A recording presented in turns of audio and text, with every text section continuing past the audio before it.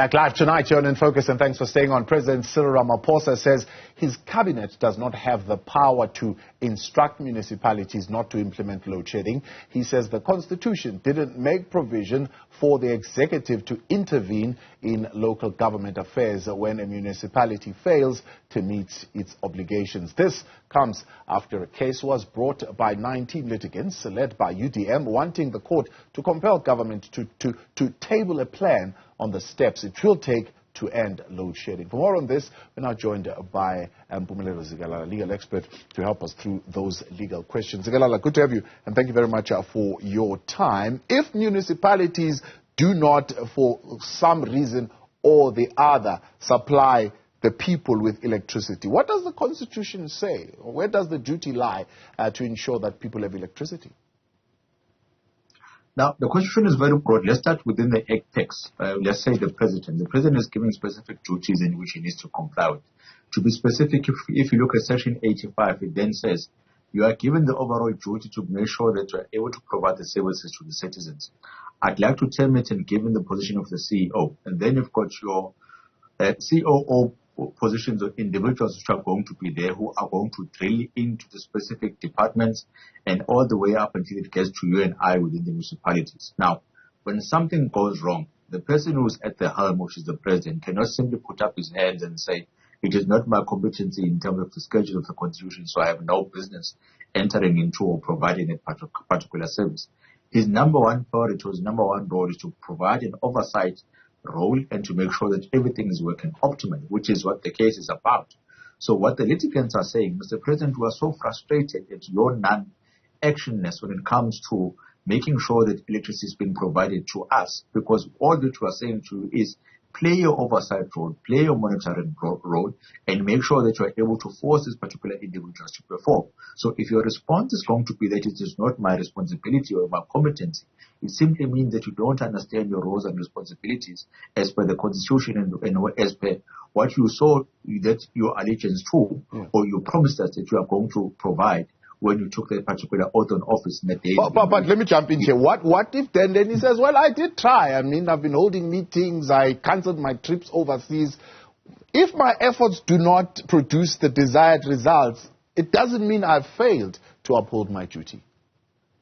But you must then be able to show the type of desired results for the action that you have taken. So don't abdicate your duties. Then all that you must do is you must say, this is the type of activities in which I've engaged in, trying to intervene to make sure that you are able to get electricity. It was due to circumstances beyond my control that you don't have electricity. Now, there are a few questions in which would come to mind. Firstly, what have you done in order to fire the people that are at the helm because you can see that they're not producing? What have you done to make sure that you're able to prosecute the wrongdoers if it is indeed found that money was being embezzled out of ESCOM and the instances of corruption? What have you done to take the country to confidence that you are able, at least on a regular basis, a quarterly basis, and not on a basis in which the load shedding schedule has been increased to stage 6 or stage 8, then you then come back and cancel your trips? In instances in which everything has been nice and going okay, what have you done to make sure that you are able to produce the type of services that you are expecting as a country? Now, that's the type of information that should have been included in the affidavit, and not this assertion of saying that I'm not responsible for providing electricity. Don't come and ask me as to how that particular service can be provided. Yeah. The President, can he give an answer that says, well, I've assigned a minister to do all those things, which, of course, you have just mentioned. As the President, I don't appoint the board at ESCOM. I don't appoint the CEO at ESCOM. There's a minister who has the responsibility to do exactly that. The minister which has been appointed then accounts to the president. So the performance of the minister is judged and ought to be assessed by the president.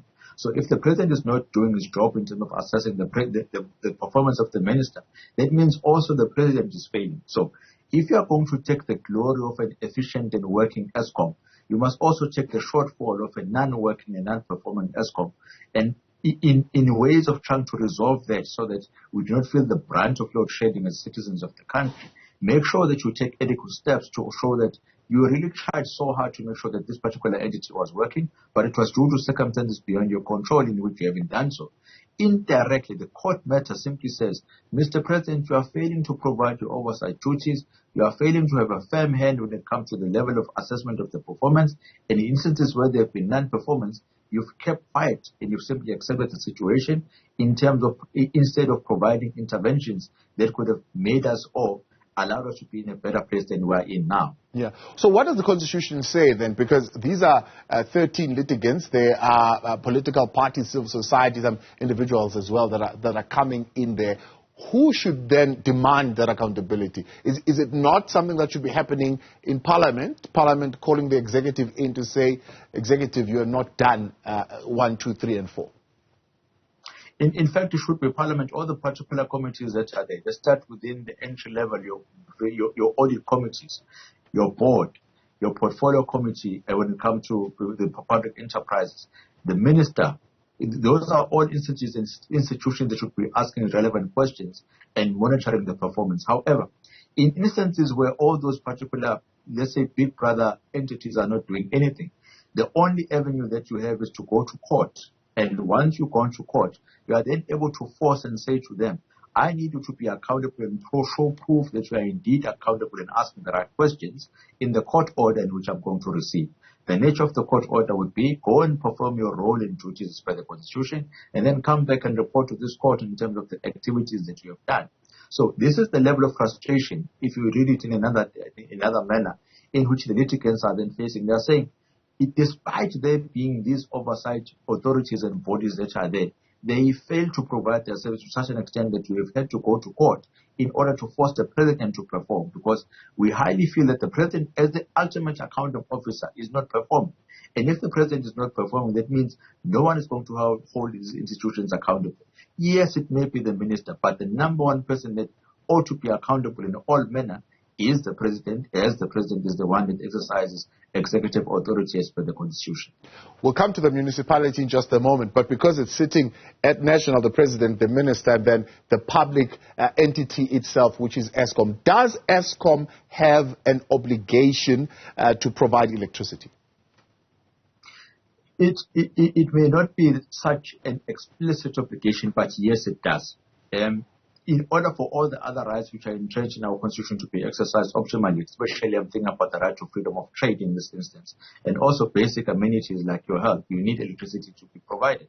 So if there's no electricity, there's no business transactions which are taking place, health services are going to be affected, security services are going to be affected. So it is an auxiliary service which is very important. It's almost a sort of like an essential service if you so wish, which is why when it comes to the manner in which persons can strike, then Eskom is not the same as all the other trades.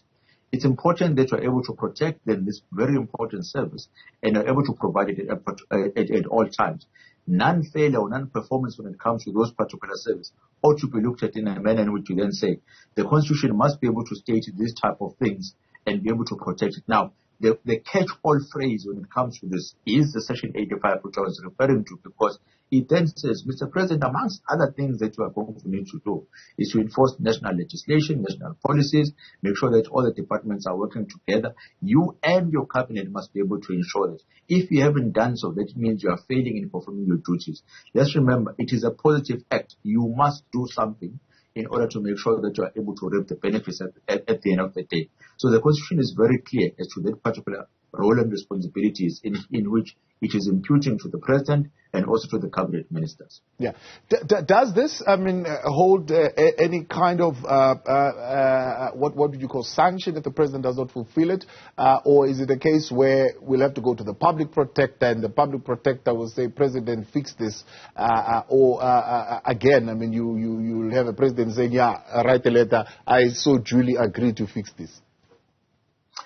It doesn't hold, let me say, a meaningful victory. And I say that within inverted commas. So you can't have a court order which is going to say the president must then be fired or be removed because they failed to comply with Section 85 of the Constitution. But what it does say, it says, President, these are the type of specific instructions and actions that we need you to take. If you fail to take these particular instructions, please know that you are going to be in contempt of this particular court, and all the other consequences that follow, they are going to fall upon you if you fail to act in this particular manner. So it is the last line of defense when it comes to accountability.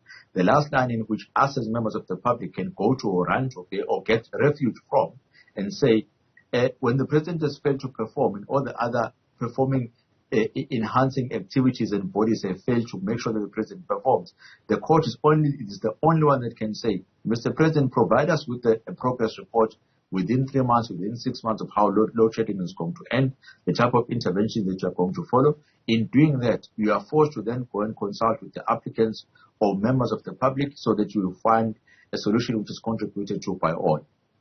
We're back live with you tonight on Focus, and thanks for staying on. By the way, the President has issued a statement saying that the statement misrepresented what the President was saying in his affidavit. It seeks to clarify, he says, important legal issues about what is contained in it and what is required by the Constitution. This statement, which of course has been doing the rounds on the media, does not in any way diminish the commitment of President Cyril Ramaphosa and his government to end load shedding as a matter of urgency. So, Mpumelelo, then the question is really around the decision that is taken to implement load shedding.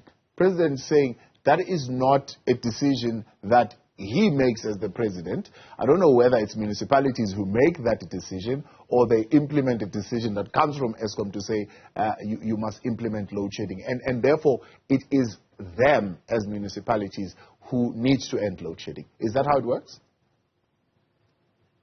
From a technical basis, or let's call it from a service delivery basis, yes, I can concede to that. However, the most important point which can't be missed is who then monitors the effectiveness of the functioning of the municipalities. Now, you then have to have someone who's going to act as a big brother and say, I want to monitor whether are you really fit for purpose, are you fit for purpose, are you providing the services in a manner in which you ought to provide the services in. Now, let's quote directly from the Constitution so that you are all clear as to the manner in which the President is supposed to act. It simply says you are in charge, Mr. President, as per Section 85(2)(c), of coordinating the functions of the state and its administrators. So, if it is a function of the state to provide service delivery, provide water, refuse, and also electricity, you are going to go in, Mr. President, as an overseer or as a person who's going to monitor that particular activity. Your failure to monitor that activity and your failure to provide early interventions and to provide early advice has ended up or is leading us to a stage in which we are now induced or we are now experiencing load shedding. It means in your oversight role, you have failed to perform your duty, which is in line with what the Constitution is saying, but most importantly, with the oath of office that you took when you went into office. So you are failing to provide the sole functioning which you have been employed to do when it comes to your office. So this is what the matter is about. I think what the President is failing to understand, this application is not saying you are not actively doing the service which is being required. This application is saying you are not providing your oversight, your monitoring role in a manner in which you ought to provide it in. And we are only saying, please go and provide that role, because if you had been providing that role from the start, we wouldn't be in the situation that we are now faced. Yeah. So whichever way, you flip with this cookie, ultimately the buck stops with him, because then again, right there, he would say there is, which is also mentioned here, there is provinces which are empowered to intervene. So if a municipality fails, then there is a province via the COCTA MEC that can intervene. Yet again, the MEC in province can say, well, I have failed and I escalated to national, and the minister at national can intervene. But judging from what you said previously with the Minister of Public Enterprises, it would still mean the President would need to hold that minister accountable. It definitely. I always use the example of a CEO and a COO. The failure of the office of the COO to provide the relevant services will fall squarely on the office of the CEO. So if the COO is working optimally, everything is going okay, the CEO gets all the glory. In the same manner, in the same breath, if they are failing to perform, the ultimate accounting individual to the shareholders is going to be the CEO, and it's going to be the office of the CEO that is going to be looked at as an office which is inefficient. So your oversight role must be performed in the same manner in which you are supposed to perform it in any other activity that is there. The emphasis in this case being that there's a positive expectation or a positive act which is expected from the President. So the President is not supposed to sit in his office and fold his arms and say, I will only be called when there are issues. Only then will I intervene. The president is going to be proactive. Go to the provinces, go to the departments and ask questions. Are you able to perform in a manner in which you're providing the services as entrenched or as promised in our constitution? If the answer is yes, then you are doing fine. But if the answer is no, what other interventions can we then come up with so that we're able to stick with the mandate that we have? To stick or to further lament that particular point, which is why within the presidency, you then have the monitoring division, which has a minister of its own, purely created to make sure that you're able to monitor that these particular cabinet ministers and departments and municipalities, by the way, are able to deliver the services in a manner that they ought to deliver them in. So the application is saying, Mr. President, go and play your active role of oversight. Go and play your active role of monitoring and make sure that you are able to provide the solutions that you are requesting, so that as members of the public, we are not going to suffer from rolling blackouts. Does this then mean all the other respondents in this particular matter are cited in the court papers, don't have a case to answer to for their particular roles?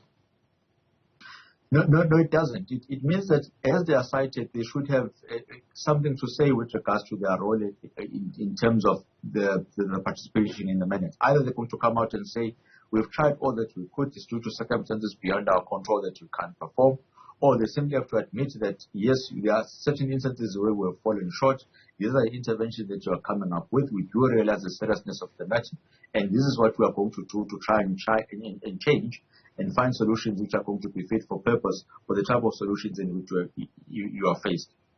So what is the courts going to be looking at? I mean, are they going to be looking at the resources that have been deployed to mitigate against the effects of load shedding? Are they going to be looking at what the companies have done, for example, as far as maintenance is concerned, what the various ministers have done, maybe even the reports that we're hearing around corruption, whether people have been arrested or those allegations have been investigated? Will the courts take all these things into consideration?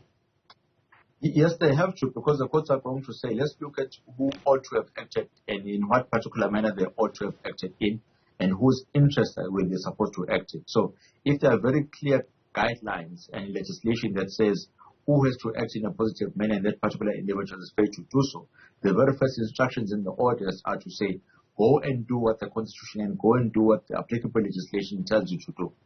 After you have done that, and then you can come back and update this particular court, because it is a unique matter. It's not as if they are claiming financial damages only.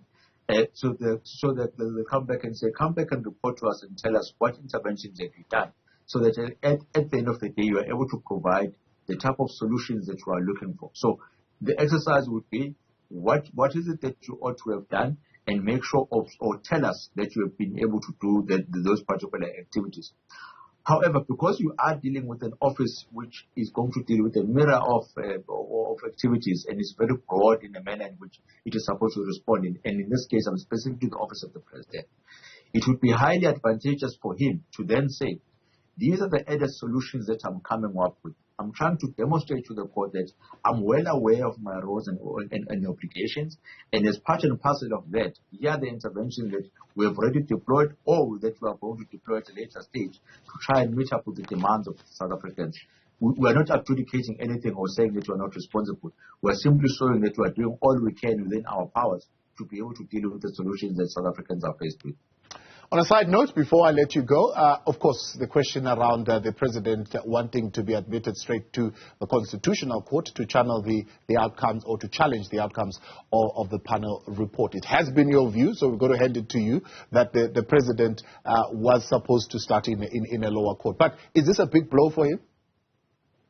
Not necessarily. I think on a technical basis, one can say yes, but in terms of the end results, he has still obtained that particular end result. There's no investigation which is going to start, which is going to be started by Parliament. Even if they can start it from afresh, I think by that time we would have gone to the Western Cape Division and instituted that matters again. And there's nothing which has been stated about the merits of the matter, which would be the main argument. So on a technical basis, it is neither here nor there. It simply means that he has to travel a much more longer route and a longer journey before he finds finality in the matter. But in terms of time frames and the protection of his office, he is still secure. Mpumelelo Zikalala, much appreciated. Thank you as always for coming on. Legal expert there, Mpumelelo Zikalala, helping us on that question that's been debated. Who holds the duty to provide electricity to the residents?